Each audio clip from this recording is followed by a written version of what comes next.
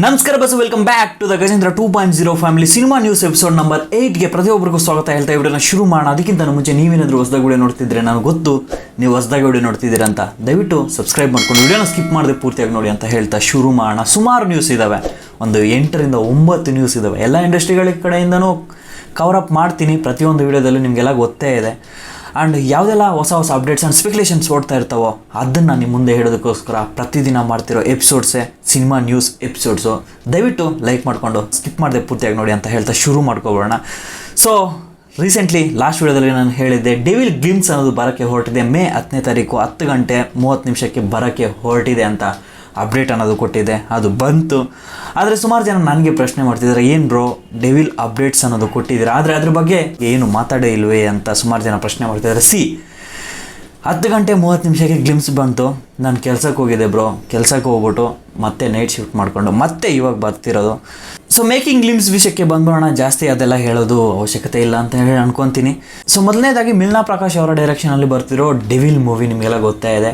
ಮಿಲ್ನಾ ಪ್ರಕಾಶ್ ಅವರು ಈ ಮೂವಿ ಮಾಡೋಕ್ಕಿಂತ ಹಿಂದೆ ಹೊರದೇಶಕ್ಕೆ ಹೋಗಿ ಆ ಟೆಕ್ನಾಲಜಿನ ಎಲ್ಲ ಸ್ವಲ್ಪ ಕಲ್ತ್ಕೊಂಡು ಮತ್ತೆ ಬಂದು ಮೂವಿ ಅನ್ನೋದನ್ನು ಅನೌನ್ಸ್ಮೆಂಟ್ ಮಾಡಿದ್ರು ಅಂತ ಮಾಹಿತಿ ಅನ್ನೋದು ಸಿಕ್ಕಿದೆ. ಹೌದು, ನಿಜ. ಸುಮಾರು ಮೂವಿ ಅನೌನ್ಸ್ಮೆಂಟ್ ಆಗೋ ಸಮಯದಲ್ಲೇ ಈ ಮಾಹಿತಿ ಅನ್ನೋದು ಹೊರಬಿದ್ದಿತ್ತು. ಸೊ ಈ ಗ್ಲಿಮ್ಸ್ ಏನಿದೆ, ಮೇಕಿಂಗ್ ಗ್ಲಿಮ್ಸು, ಇದನ್ನು ನೋಡಿದ್ರೆ ತುಂಬಾ ಕಲ್ತಿದ್ದಾರೆ ಅಂತಲೇ ಹೇಳ್ಬೋದು.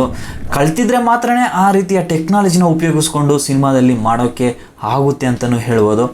ಸೊ ಸುಮಾರು ಜನ ಹೇಳ್ತಿರೋ ಮಾಹಿತಿ ಏನಂದರೆ, ಮಿಲ್ನಾ ಪ್ರಕಾಶ್ ಅವರ ಡೈರೆಕ್ಷನಲ್ಲಿ ಬರ್ತಿರೋ ಡೆವಿಲ್ ಮೂವಿ ಏನಿದೆ ಒಂದು ಒಳ್ಳೆಯ ಎಕ್ಸ್ಪೀರಿಯೆನ್ಸ್ ಕೊಡುತ್ತೆ ಮೂವಿಯಲ್ಲಿ. ಯಾಕಂದರೆ ಮೋಕೋ ಬಾಟ್ ಶಾಟ್ಸ್ನ ತುಂಬಾ ಯೂಸ್ ಮಾಡ್ತಿದ್ದಾರೆ, ಹೊಸ ಟೆಕ್ನಾಲಜಿನ ಯೂಸ್ ಮಾಡ್ತಿದ್ದಾರೆ ಅನ್ನೋದನ್ನು ಪ್ರತಿಯೊಬ್ಬರು ಹೇಳ್ತಿದ್ದಾರೆ.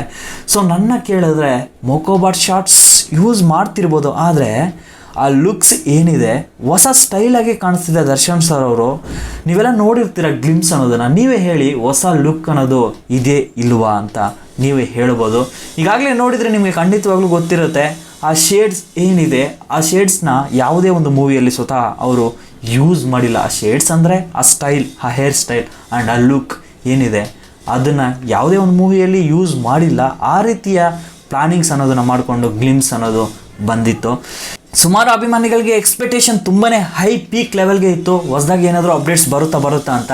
ಆದರೆ ನನಗಂತೂ ಗೊತ್ತಿತ್ತು ಮೇಕಿಂಗ್ ಗ್ಲಿಮ್ಸ್ ಅನ್ನೋದು ರೀಸೆಂಟ್ಲಿ ಬಿಟ್ಟಿರೋ ಒಂದು ಟೀಸರ್ ಏನಿದೆ, ಅಂದರೆ ಟೈಟಲ್ ಅನೌನ್ಸ್ಮೆಂಟ್ ಏನಿದೆ, ಆ ಟೀಸರ್ನ ಗ್ಲಿಮ್ಸ್ ಆಗಿರುತ್ತೆ ಅಂತ ನನಗಂತೂ ಗೊತ್ತೇ ಇತ್ತು. ಸೊ ಗ್ಲಿಮ್ಸ್ ವಿಷಯಕ್ಕೆ ಬಂದರೆ ತುಂಬಾ ಖುಷಿ ಆಯಿತು. ಸುಮಾರು ಅಭಿಮಾನಿಗಳು ಯಾವುದು ಅಪ್ಡೇಟ್ ಬಂದಿಲ್ವೇ ಅಂತ ಕಾಯ್ತಾ ಇರುವಾಗ ಒಂದು ಮೇಕಿಂಗ್ ಗ್ಲಿಮ್ಸ್ ಆದರೂ ಬಿಟ್ರಲ್ಲ, ಅಪ್ಡೇಟ್ಸ್ ಅನ್ನೋದು ಬಿಟ್ರಲ್ಲ. ಸೊ ತುಂಬಾ ಖುಷಿ ಆಯಿತು ನನಗಂತೂ. ನೀವೇನಾದರೂ ಗ್ಲಿಮ್ಸ್ನ ನೋಡಿದರೆ ಏನು ಅನ್ನಿಸ್ತು ಅನ್ನೋದನ್ನು ಕಮೆಂಟ್ ಬಾಕ್ಸಲ್ಲಿ ಬರೀರಿ. ಸೊ ನೆಕ್ಸ್ಟ್ ನ್ಯೂಸ್ಗೆ ಹೋಗೋಣ. ನೆಕ್ಸ್ಟ್ ನ್ಯೂಸ್ ಸಹ ಡಿ ಬಾಸ್ ಅವರ ನ್ಯೂಸೇ ಅಂತಲೇ ಹೇಳ್ಬೋದು. ಯಾಕಂದರೆ ಸಾಮಾಜಿಕ ಜಾಲತಾಣಗಳಲ್ಲಿ ತುಂಬಾ ವೈರಲ್ ಆಗ್ತಿದೆ ಒಂದು ವಿಡಿಯೋ. ಅಂದರೆ ಅವರ ಫಾರ್ಮ್ ಹೌಸಲ್ಲಿ ಹಸುಗಳಿಗೆ ಮೇವು ಕಟ್ ಮಾಡೋ ವಿಡಿಯೋ ಏನಿದೆ ಅದನ್ನು ತುಂಬಾ ವೈರಲ್ ಮಾಡ್ತಿದ್ದಾರೆ ಅಭಿಮಾನಿಗಳು. ಹೌದು, ನಿಜ. ಟ್ವಿಟರ್ ಆ್ಯಂಡ್ ಇನ್ಸ್ಟಾಗ್ರಾಮಲ್ಲಿ ತುಂಬಾ ವೈರಲ್ ಆಗ್ತಿತ್ತು. ಸೊ ಇದು ಸುಮಾರು ಜನ ಇದೊಂದು ನ್ಯೂಸ್ ಗುರು ಅಂತ ಕೇಳಿದ್ರೆ, ನನ್ನ ಕೇಳಿದ್ರೆ ಗುರು ಇದು ನ್ಯೂಸ್ ಅಂತಲೇ ಹೇಳ್ಬೋದು. ಯಾಕಂದರೆ ಅಷ್ಟು ದೊಡ್ಡ ಕಲಾವಿದ, ಅಷ್ಟು ಸ್ಟಾರ್ ನಟ ಅವರ ಫಾರ್ಮ್ ಹೌಸಲ್ಲಿ ಈಗಲೂ ಸದಾ ಕೆಲಸ ಮಾಡ್ತಿದ್ದಾರೆ ಅಂದರೆ ಇದು ನ್ಯೂಸ್ ಅಲ್ಲದೆ ಇನ್ನೇನು ಗುರು. ನನಗಂತೂ ತುಂಬಾ ಖುಷಿ ಆಯಿತು. ಎಷ್ಟು ದೊಡ್ಡ ಮಟ್ಟಿಗೂ ಬೆಳೆದ್ರೂ ನಮ್ಮ ಕೆಲಸ ಏನಿದೆ ಅದನ್ನು ಅಚ್ಚುಕಟ್ಟಾಗಿ ಮಾಡ್ಕೊಂಡು ಹೋದರೆ ನಮಗೆ ಭಗವಂತ ಒಳ್ಳೇದು ಮಾಡ್ತಾನೆ ಅಂತ ನಂಬ್ತಿದ್ದಾರೆ ಅಂತ ಅನಿಸುತ್ತೆ ದರ್ಶನ್ ಸರ್ ಅವರು. ಪ್ರತಿ ಸಲನೂ ಅವರ ಫಾರ್ಮ್ ಹೌಸಲ್ಲಿ ಹೋದರೆ ಕೆಲಸ ಮಾಡ್ತಾನೆ ಇರ್ತಾರೆ ಅಂತ ಪ್ರತಿಯೊಬ್ಬರು ಹೇಳ್ತಾ ಇರ್ತಾರೆ. ಆದರೂ ಈ ವಿಡಿಯೋ ತುಂಬಾ ವೈರಲ್ ಆಗ್ತಾ ಇತ್ತು. ಸೊ ನಿಮಗೆ ಈ ವಿಡಿಯೋ ನೋಡಿ ಏನು ಅನ್ನಿಸ್ತು ಅನ್ನೋದನ್ನು ಕಮೆಂಟ್ಸಲ್ಲಿ ಬರೀರಿ ಅಂತ ಹೇಳ್ತಾರೆ. ನೆಕ್ಸ್ಟ್ ನ್ಯೂಸ್ ವಿಷಯಕ್ಕೆ ಬಂದರೆ, ಕಲ್ಕಿ 2898 ಮೂವಿ ಬಂದ್ಬಿಟ್ಟು ಜೂನ್ 27ನೇ ತಾರೀಕು ಪ್ಯಾನ್ ಇಂಡಿಯಾ ಲೆವೆಲಲ್ಲಿ ರಿಲೀಸ್ ಆಗ್ತಿದೆ. ನಮ್ಮ ಕರ್ನಾಟಕದಲ್ಲಿ ಡಿಸ್ಟ್ರಿಬ್ಯೂಷನ್ ಮಾಡೋದಕ್ಕೋಸ್ಕರ KVN ಪ್ರೊಡಕ್ಷನ್ ಹೌಸ್ ಬಂದ್ಬಿಟ್ಟು ಈ ರೈಟ್ಸ್ನ ಪಡ್ಕೊಂಡು KVN ಪ್ರೊಡಕ್ಷನ್ ಅವರೇ ನಮ್ಮ ಕರ್ನಾಟಕದಲ್ಲಿ ಮೂವಿ ಅನ್ನೋದನ್ನು ರಿಲೀಸ್ ಮಾಡ್ತಿದ್ದಾರೆ, ಡಿಸ್ಟ್ರಿಬ್ಯೂಟ್ ಮಾಡ್ತಿದ್ದಾರೆ ಅಂತಲೇ ಹೇಳ್ಬೋದು. ಸೊ ಇದು ಅಫಿಷಿಯಲಿ ಅನೌನ್ಸ್ಮೆಂಟ್ ಅಂತೂ ಆಗಿದೆ, KVN ಪ್ರೊಡಕ್ಷನ್ ಹೌಸ್ ಕಡೆಯಿಂದನೇ ಬಂದಿದೆ ಮಾಹಿತಿ. ಇನ್ನು ನೆಕ್ಸ್ಟ್ ನ್ಯೂಸ್ ವಿಷಯಕ್ಕೆ ಬಂದರೆ, ಬ್ಲಿಂಕ್ ಮೂವಿ ಅಮೆಜಾನ್ ಪ್ರೈಮಲ್ಲಿ ರೆಂಟ್ಗೆ ಬಿಟ್ಟಿದ್ದಾರೆ. ಇದು ನಮ್ಮ ದೇಶದಲ್ಲಿ ಸಿಗ್ತಾ ಇಲ್ಲ. ನಾನು ಪ್ರೈಮ್ ಮೆಂಬರ್ ಆಗಿ ನಾನು ಚೆಕ್ ಮಾಡಿದೆ, ಅದು ಎಲ್ಲೂ ಕಾಣಿಸಿಲ್ಲ. ಆದರೆ USA ಆ್ಯಂಡ್ UK ಅಲ್ಲಿ ಯಾರೆಲ್ಲ ಇದ್ದೀರಾ ಅವ್ರಿಗೆ ಈ ಮೂವಿ ಅನ್ನೋದು ರೆಂಟಲ್ಲಿ ಸಿಗ್ತಾ ಇದೆ ಅಂತ ಮಾಹಿತಿ ಅನ್ನೋದು ಹೊರಬಿದ್ದಿದೆ. ಯಾರೆಲ್ಲ ಇದ್ದೀರಾ, ಇನ್ ಕೇಸ್ ನಮ್ಮ ವಿಡಿಯೋ ಅಲ್ಲಿ ತನಕ ರೀಚ್ ಆಗಲ್ಲ ಅಂತ ಅನ್ಕೋಬೋದು. ಆದರೆ ಇನ್ ಕೇಸ್ ಏನಾದರೂ ರೀಚ್ ಆಗಿದರೆ ಒಂದ್ಸಲ ಚೆಕ್ ಮಾಡಿ, ನಿಮಗೆ ಮೂವಿ ಅನ್ನೋದು ಬ್ಲಿಂಕ್ ಮೂವಿ ಒಂದು ಒಳ್ಳೆ ಎಕ್ಸ್ಪೀರಿಯನ್ಸ್ ಅನ್ನೋದು ಕೊಡುತ್ತೆ. ಒಂದ್ಸಲ ಹೋಗಿ ಚೆಕ್ ಮಾಡಿ. ನಮ್ಮ ದೇಶದಲ್ಲೂ ಅತಿ ಶೀಘ್ರದಲ್ಲೇ ಮೂವಿ ಅನ್ನೋದನ್ನು ಅಮೆಜಾನ್ ಪ್ರೈಮಲ್ಲಿ ಸ್ಟ್ರೀಮ್ ಮಾಡ್ತೀವಿ ಅಂತ ಮೂವಿ ತಂಡದಿಂದ ಮಾಹಿತಿ ಅನ್ನೋದು ಸಿಕ್ಕಿದೆ. ಇನ್ನು ನೆಕ್ಸ್ಟ್ ನ್ಯೂಸ್ ವಿಷಯಕ್ಕೆ ಬಂದರೆ ತಲಪತಿ ವಿಜಯ್ ಅವರ ದ ಗೋಟ್ ಮೂವಿ ಏನಿದೆ, ಮೂವಿ ಅನ್ನೋದು 50% ಡಬ್ಬಿಂಗ್ ಅನ್ನೋದನ್ನು ಕಂಪ್ಲೀಟ್ ಮಾಡ್ಕೊಂಡಿದ್ದಾರೆ ವಿಜಯ್ ಅವರು ಅಂತ ಮಾಹಿತಿ ಸಿಕ್ಕಿದೆ. ಆ್ಯಂಡ್ ಇನ್ನೊಂದು ವಿಷಯ ಹೇಳಬೇಕು, ಸ್ಯಾಟಿಲೈಟ್ಸ್ ರೈಟ್ಸ್ ಏನಿದೆ, ಟೆಲಿವಿಷನ್ ರೈಟ್ಸ್ ಏನಿದೆ, ಗೋಟ್ ಮೂವಿ ಇದು ಬಂದ್ಬಿಟ್ಟು ಜಿ ಅವರು ಪಡ್ಕೊಂಡಿದ್ದಾರೆ ಅಂತ ಮಾಹಿತಿ ಅನ್ನೋದು ಹೊರಬಿದ್ದಿದೆ. ಅದನ್ನು ನಿಮ್ಮ ಮುಂದೆ ಹೇಳ್ತಾ ಇದ್ದೀನಿ. ಸೈಡಲ್ಲಿ ಬೇಕಾದರೆ ಪ್ರೂಫ್ ಸಹ ಸಿಕ್ಕಿದೆ ನೋಡಿ. ಇನ್ನು ನೆಕ್ಸ್ಟ್ ನ್ಯೂಸ್ ವಿಷಯಕ್ಕೆ ಬಂದರೆ ಟಾಕ್ಸಿಕ್ ಮೂವಿಯಿಂದ ಪ್ರತಿದಿನವೂ ಒಂದೊಂದು ಮಾಹಿತಿ ಅನ್ನೋದು ಸಿಗ್ತಾನೆ ಇರುತ್ತೆ.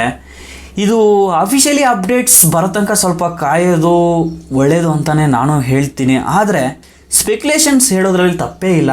ಈ ಮಾಹಿತಿಗಳನ್ನ ಹೇಳೋವಾಗ ನಾವು ಅಫಿಷಿಯಲಿ ಅಪ್ಡೇಟ್ಸ್ ಅನ್ನೋದಕ್ಕಿಂತ ಸ್ಪೆಕ್ಯುಲೇಷನ್ಸ್ ಅಂತಲೇ ಮೆನ್ಷನ್ ಮಾಡಬೇಕಾಗುತ್ತೆ. ಯಾಕಂದರೆ ಪ್ರತಿದಿನವೂ ಒಬ್ಬೊಬ್ಬರು ಕ್ಯಾಸ್ಟಿಂಗಲ್ಲಿ ಜಾಯಿನ್ ಆಗ್ತಿದ್ದಾರೆ, ಒಬ್ಬರು ಎಕ್ಸಿಟ್ ಆಗ್ತಿದ್ದಾರೆ ಅಂತ ಮಾಹಿತಿಗಳು ಅನ್ನೋದು ಪ್ರತಿ ಸಲನೂ ಸಿಗ್ತಾ ಇರುತ್ತೆ. ಸೊ ಕನ್ಫ್ಯೂಷನ್ ಆಗೋದು ಬೇಡ, ಸ್ಪೆಕ್ಯುಲೇಷನ್ಸ್ ಅಂತಲೇ ಮೆನ್ಷನ್ ಮಾಡ್ತಾ ಇರ್ತೀನಿ ಮುಂದೆ. ಯಾಕಂದರೆ ಅಫಿಷಿಯಲಿ ಅಪ್ಡೇಟ್ಸ್ ಬರೋ ತನಕನೂ ಸ್ವಲ್ಪ ನಾವು ಸ್ಪೆಕ್ಯುಲೇಷನ್ಸ್ ಅಂದರೆ ಊಹಾಪೋಹ ಮಾತುಗಳು ಅಂತಲೇ ಮೆನ್ಷನ್ ಮಾಡೋದು ಒಳ್ಳೆಯದು ಅಂತ ನನಗನ್ಸುತ್ತೆ.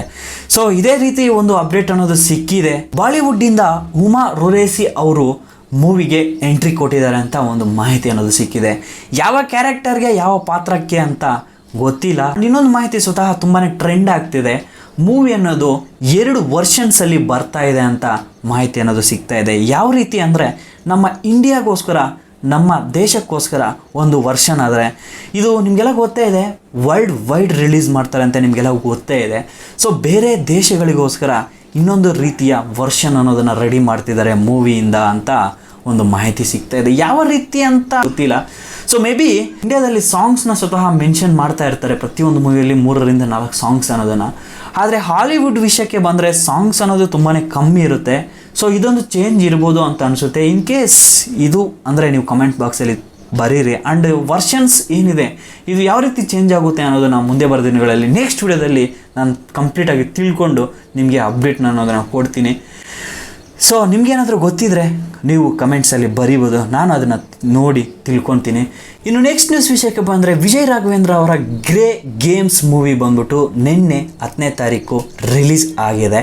ಸುಮಾರು ಜನ ಹೋಗಿ ಮೂವಿನ ನೋಡಿ, ಒಳ್ಳೆಯ ಮೆಸೇಜ್ ಓರಿಯೆಂಟೆಡ್ ಮೂವಿ ಆಗಿದೆ, ದಯವಿಟ್ಟು ಪ್ರತಿಯೊಬ್ಬರು ಮೂವಿನ ನೋಡಿ ಅಂತ ಥಿಯೇಟರಿಂದ ಹೊರಗೆ ಬಂದು ಹೇಳ್ತಿದ್ದಾರೆ. ಸೊ ಒಂದ್ಸಲ ಹೋಗಿ ಚೆಕ್ ಮಾಡಿ. ಆ್ಯಂಡ್ ವಿಜಯ್ ರಾಘವೇಂದ್ರ ಅವರು ಪ್ರತಿ 2 ತಿಂಗಳಿಂದ 3 ತಿಂಗಳಿಗೆ ಒಂದೊಂದು ಸಿನಿಮಾ ಅನ್ನೋದನ್ನು ರಿಲೀಸ್ ಮಾಡ್ತಿದ್ದಾರೆ. ಈಗ ಇದೇ ವರ್ಷದಲ್ಲಿ 3 ಸಿನಿಮಾಗಳು, ಅವರ ನಾಯಕ ನಟನಾಗಿ ಮಾಡಿರೋ 3 ಸಿನಿಮಾಗಳು ಲಾಂಚ್ ಆಗಿದ್ದಾವೆ. ಸೊ ಇವರಿಗೆ ಸಪೋರ್ಟ್ ಬೇಕಾಗಿದೆ, ಒಂದ್ಸಲ ಹೋಗಿ ಚೆಕ್ ಮಾಡಿ. ಆ್ಯಂಡ್ ಇನ್ನು ನೆಕ್ಸ್ಟ್ ನ್ಯೂಸ್ ವಿಷಯಕ್ಕೆ ಬಂದರೆ ರಶ್ಮಿಕಾ ಮಂದಣ್ಣ ಅವರು ನಾಯಕ ನಟಿಯಾಗಿ ಸಲ್ಮಾನ್ ಖಾನ್ ಅವರ ನೆಕ್ಸ್ಟ್ ಪ್ರಾಜೆಕ್ಟಲ್ಲಿ ವರ್ಕ್ ಮಾಡ್ತಿದ್ದಾರೆ ಅಂತ ಮಾಹಿತಿ ಅನ್ನೋದು ಸಿಗ್ತಾ ಇದೆ. ಆ್ಯಂಡ್ ಇನ್ನು ಸದ್ಯಕ್ಕೆ ರಶ್ಮಿಕಾ ಮಂದಣ್ಣ ಅವರು ನಾಯಕ ನಟನಾಗಿ ಮಾಡಿರೋ ಪುಷ್ಪ 2 ಆಗಸ್ಟ್ 15 ಅನ್ನೋದು ರಿಲೀಸ್ ಆಗ್ತಿದೆ. ಫಸ್ಟ್ ಸಿಂಗಲ್ ಅನ್ನೋದನ್ನು ರಿಲೀಸ್ ಮಾಡಿದ್ದಾರೆ. ಸೆಕೆಂಡ್ ಸಿಂಗಲ್ ಬಂದ್ಬಿಟ್ಟು ಅತಿ ಶೀಘ್ರದಲ್ಲೇ ರಿಲೀಸ್ ಮಾಡ್ತಾರೆ ಅಂತ ಮಾಹಿತಿ ಸಿಕ್ಕಿದೆ. ಆದರೆ ಸೆಕೆಂಡ್ ಸಿಂಗಲ್ ಬಂದ್ಬಿಟ್ಟು ಲವ್ ಟ್ರ್ಯಾಕ್ ಇರ್ಬೋದು ಅಂತ ಸುಮಾರು ಜನ ಎಕ್ಸ್ಪೆಕ್ಟೇಷನ್ ಅನ್ನೋದನ್ನು ಇಟ್ಕೊಂಡಿದ್ದಾರೆ. ನಾನು ಸ್ವತಃ ಅನ್ಕೊತಿದ್ದೀನಿ ಲವ್ ಟ್ರ್ಯಾಕ್ ಬೇಬಿ ಬಿಡ್ಬೋದು ಅಂತ. ಸೊ ಕಾದು ನೋಡೋಣ, ಅತಿ ಶೀಘ್ರದಲ್ಲೇ ಈ ಪುಷ್ಪ 2 ಸಾಂಗ್ ಅನ್ನೋದು ಸೆಕೆಂಡ್ ಸಿಂಗಲ್ನ ರಿಲೀಸ್ ಮಾಡ್ತಾರೆ ಅಂತ ನಾನು ಎಕ್ಸ್ಪೆಕ್ಟೇಷನ್ ಇಟ್ಕೊಂಡಿದ್ದೀನಿ.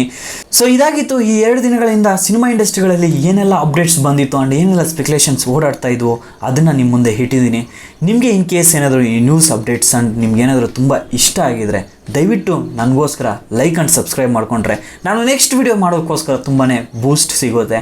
ಸುಮಾರು ಜನ ವೀಡಿಯೋಸ್ನ ನೋಡ್ತಾರೆ, ಆದರೆ ಏನಕ್ಕಂತ ಗೊತ್ತಿಲ್ಲ ಗುರು, ಸಬ್ಸ್ಕ್ರೈಬು ಮಾಡಲ್ಲ, ಶೇರು ಮಾಡಲ್ಲ, ಏನಕ್ಕಂತ ಗೊತ್ತಿಲ್ಲ. ತುಂಬಾ ಕಷ್ಟಪಟ್ಟು ವೀಡಿಯೋಸ್ನ ಮಾಡ್ತೀವಿ. ಆ್ಯಂಡ್ ಒಂದೊಂದು ನ್ಯೂಸು ಸತಃ ಟ್ರೆಂಡಿಂಗಲ್ಲಿ ಯಾವುದೆಲ್ಲ ಇರ್ತವೆ ಆ್ಯಂಡ್ ಎಲ್ಲೆಲ್ಲಿ ಹುಡುಕಬೇಕು ಅಂತ ಪ್ರತಿ ದಿನವೂ ಹುಡುಕಿ ವಿಡಿಯೋಸ್ ಅನ್ನೋದನ್ನು ಮಾಡ್ತಾ ಇರ್ತೀವಿ. ನಮ್ಮ ಕನ್ನಡಿಗರು ಕೈ ಬಿಡಲ್ಲ ಅಂತ ಅನ್ಕೊತೀನಿ. ಆದರೆ ಏನು ಮಾಡೋಣ, ಸುಮಾರು ಜನ ವಿಡಿಯೋಸ್ನ ನೋಡ್ತೀರಾ, ಆದರೆ ಸಬ್ಸ್ಕ್ರೈಬು ಮಾಡಲ್ಲ. ಇನ್ನೊಂದೇನೆಂದರೆ ನನ್ನ ವಿಡಿಯೋಸ್ ಏನಕ್ಕೋಸ್ಕರ ವೈರಲ್ ಆಗ್ತಿಲ್ಲ ಅಂತ ನನಗೂ ಗೊತ್ತಿಲ್ಲ. ವೈರಲ್ ಅಂದರೆ 50ರಿಂದ 40 ವ್ಯೂಸ್ ಮಾತ್ರ ಬರುತ್ತೆ, ನನಗೆ ಅದಂತೂ ಗೊತ್ತಿಲ್ಲ. 2000 ಹತ್ರ ಸಬ್ಸ್ಕ್ರೈಬರ್ಸ್ ಇದ್ದಾರೆ. ಅಟ್ಲೀಸ್ಟ್ ಅಂದ್ರೂ ಒಂದು 100ರಿಂದ 200 ವ್ಯೂಸ್ ಆದರೂ ಬರಲೇಬೇಕು. ಆದರೆ ನನಗೆ ಬರೋ ವ್ಯೂವ್ಸೇ 30ರಿಂದ 40 ವ್ಯೂಸ್ ಬರುತ್ತೆ. ತುಂಬಾ ಕಷ್ಟ ಆಗುತ್ತೆ. ಆದರೆ ಏನು ಮಾಡೋಣ, ಯಾವತ್ತೋ ಒಂದು ದಿನ ಭಗವಂತ ನಮಗೂ ಒಳ್ಳೆ ದಿನ ಮಾಡ್ತಾರೆ ಅಂತ ಕೋರ್ಕೊಳ್ತಾ ಪ್ರತಿದಿನವೂ ಕಷ್ಟಪಟ್ಟು ವೀಡಿಯೋಸ್ ಮಾಡ್ತೀನಿ. ಇನ್ ಕೇಸ್ ಏನಾದರೂ ನಿಮಗೆ ನ್ಯೂಸ್ ಅಪ್ಡೇಟ್ಸ್ ತಿಳ್ಕೋಬೇಕು ಅಂದರೆ ದಯವಿಟ್ಟು ಸಬ್ಸ್ಕ್ರೈಬ್ ಮಾಡಿಕೊಂಡು ನನಗೆ ಪ್ರೋತ್ಸಾಹಿಸಿ ಅಂತ ಹೇಳ್ತಾ ಈ ವಿಡಿಯೋನ ಮುಗಿಸ್ತಾ ಇದ್ದೀನಿ. ಅಪ್ಪ ಅಮ್ಮನ ಚೆನ್ನಾಗಿ ನೋಡ್ಕೊಳ್ಳಿ. Love you all. ನೆಕ್ಸ್ಟ್ ವಿಡಿಯೋದಲ್ಲಿ ಸಿಗ್ತೀನಿ.